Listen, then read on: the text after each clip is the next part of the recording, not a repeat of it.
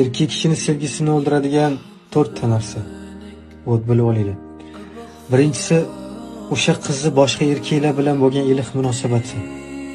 Xoh aka, xoh uka, xoh o'rtoq bo'lsin, farqi yo'q. Erkak kishi bildirmasa ham ko'ngli og'riydi ichida. Ikkinchisi, yolg'on gapirishligi va o'sha yolg'on gapi baribir bir kun fosh bo'ladi. Fosh bo'lganda tan olmay turishi. Bu ham juda ham katta nafratni olib keladi erkak kishidan. Uchinchisi, har doim erkak kishi birinchi yozganda unga befarqlik qilib, be'tiborlik qilib, kech javob qaytarish. Bu ham erkakning g'ururiga ta'sir qiladi, ko'ngli sinishiga olib keladi.